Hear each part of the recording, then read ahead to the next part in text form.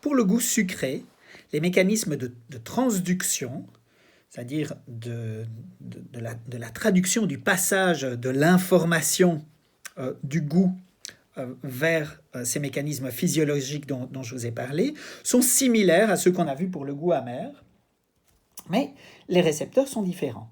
Et les récepteurs sont spécifiques à la reconnaissance de substances sucrées.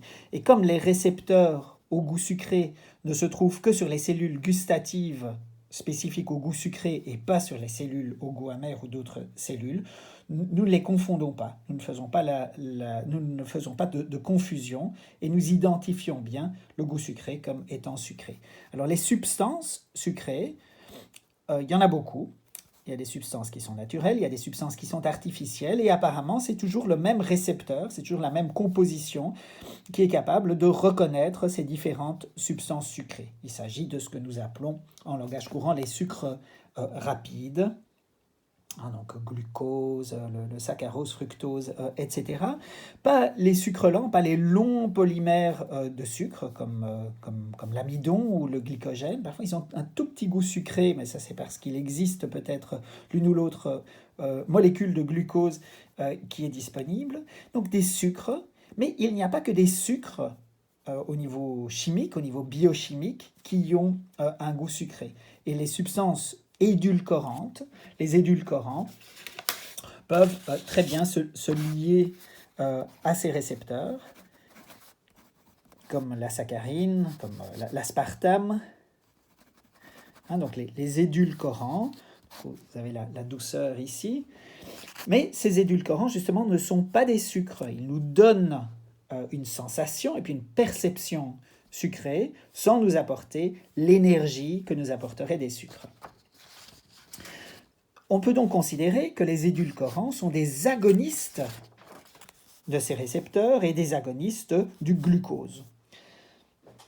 Une fois que cet agoniste sucré se lie au récepteur, on a le mécanisme qu'on avait détaillé, c'est-à-dire l'activation de cette protéine G, l'activation de la phospholipase C, la production d'inositol triphosphate, la libération de calcium à partir du réticulum endoplasmique, éventuellement un potentiel d'action qui va activer le canal à l'ATP, mais surtout la présence de calcium qui directement aussi va activer le canal à l'ATP, la libération d'ATP qui joue comme neurotransmetteur en se liant au récepteur purinergique. Cette fois, je vous l'écris,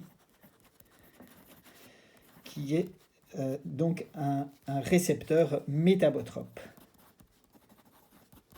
Attention, ce n'est pas le glucose directement, métabotrope, qui serait l'agoniste de ce récepteur, mais bien l'ATP, l'adénosine triphosphate. Au rang des agonistes de ce récepteur, j'aimerais citer une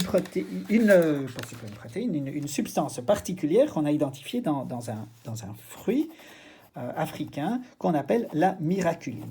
La miraculine, c'est un édulcorant qui est donc un agoniste du récepteur au goût sucré. Mais attention, c'est un agoniste quand le pH est bas.